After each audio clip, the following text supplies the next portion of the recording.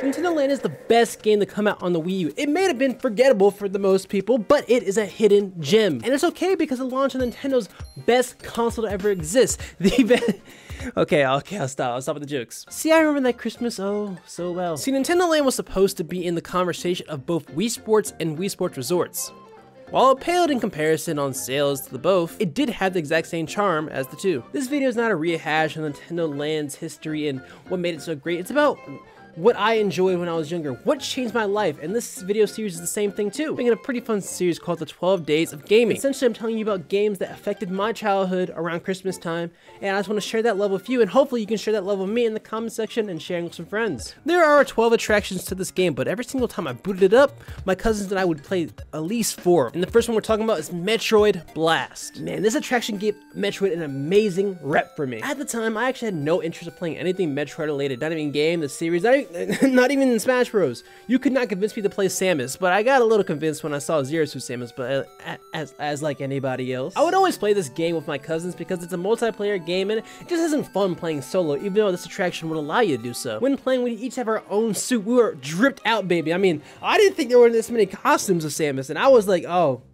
yeah, baby. This orange slicked out one is me. That's me for real. And within the story mode, the missions were fairly a cakewalk, I would say. In the midst of it, we learned callouts and other small things that would make us a little easier for experience. As we played more of these games, we got really into them and became like commanders and pretend we were on these missions as if we were in the world of Samus Aran.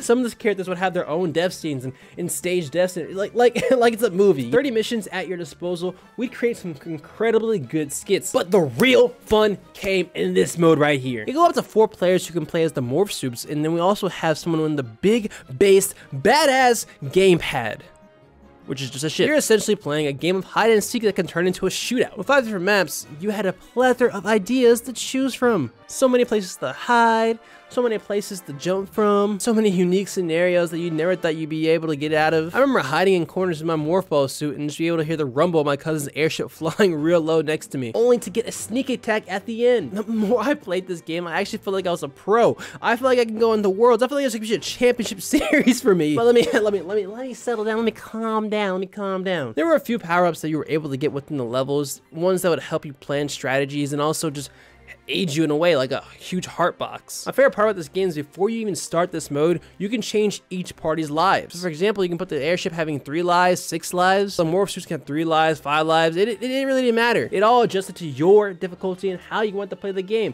It felt really cool to be able to adjust it to like a difficulty, like, hey, this person's really good at the airship, so let's make their hearts go down and like have our hearts go back up. No map ever felt too overpowering. I would say the fire level maybe had a little bit overpowered because you just, as an airship, you'd just be sitting up in the air the whole time. You really couldn't dodge a lot of things. But some of these tracks had me in tears. We were eating good, Metroid fans. I'm trying to pretend like I'm one of you guys like now. Can I be part of your fan base now? So I'll be quick to admit, the Legend of Zelda Battle Quest actually got my cousins into Legend of Zelda. We got the multiple different links because we created Mii's for each one. We had the one that was regular adult Link, we had a teen Link, we had a Toon Link. Shoot, we made a random Link out there too called Pixie Link, I believe. I feel like its own 4-sword adventure. And I know a lot of people don't like 4-sword adventure. It's a fun game in my opinion, I don't know. So I played the gamepad and my role was to be an archer. So my goal also was to be making openings for my teams, destroying bombs and clearing some ways when it was way easier for me. While my cousins just played as the normal sword fighter. They would go up and try and have their shields dodge stuff and swing their ways through the combat. And normally in like a spin-off games, you wouldn't think difficulty would be that hard or be like a low cap barrier, but I mean this game actually got tough. It didn't feel like a walk in the park half the time because sometimes you'd get pancaked or you'd have to fight a boss, and that boss actually has some really interesting movements of fighting combat. And the second half of this game actually didn't make it any easier when you had to up all difficulties, and it felt like you only had like 2 lives half the time. Since we shared the same life gauge, all of our arguments would always come down to why do we only have 1 heart at the end when we're about to fight the boss? Why is it always 1 heart? Why can't we make it there with at least 2, you know? I don't think it made it any better that it had told you whose fault it was when they got hit. They're out here stirring beef up like their mark flows for a gold medal of instigating. I think they had to run for his money from that one. So this next part is a little embarrassing. So at the start of every mission, you would have your own screen and you guys do like a whole 360 wrap around of yourself. And within that time, I could always shoot arrows, and I just had to pretend to write in notes and tape it onto my arrow and shoot it in the air far away as if someone was gonna read it and like have like a daily journal. Now, what makes this embarrassing is not the fact I did that, it's the fact that I posted on a YouTube comment on one of the OSTs of that song. And still to this day, people comment on that asking, what? Really confused on why I did that, and I guess you could do the same if you really want to. Just say, hey, it came from this video. Alright, attraction number 3, Mario Chase. This attraction added so many competitive elements to a pretty easy party game where you can add so many mind tricks and freak your friends out. It felt like a whole meta game. I'm not even lying to you. If you know Smash Brothers, you know like the technique wave dashing or any platform fighters. It felt like I could do some stuff like that while playing Mario Chase.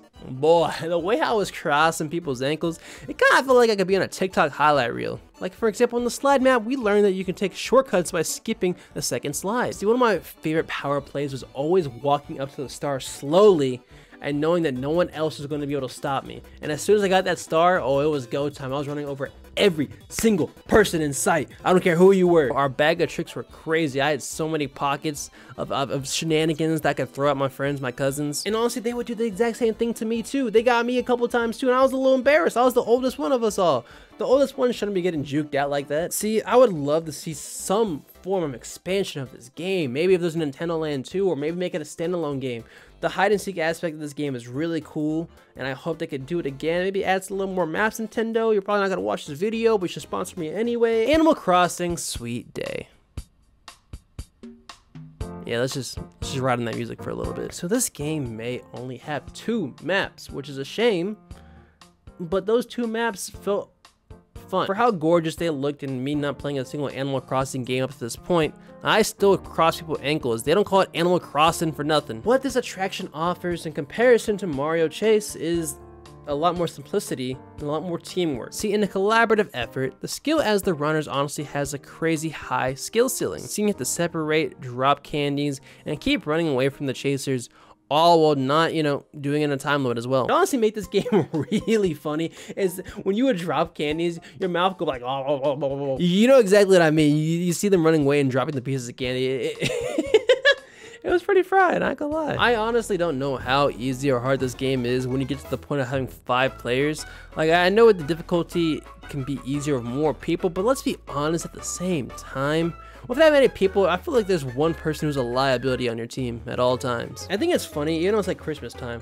I like to think of it as like you're chasing down trick-or-treaters. Like, bro, they're taking one too many pieces. You know when they leave that box out that says, hey, only take 1 piece? It's exactly like that. To be clearly honest with you, I played this game way before I actually played Animal Crossing. My first Animal Crossing game was actually New Horizons.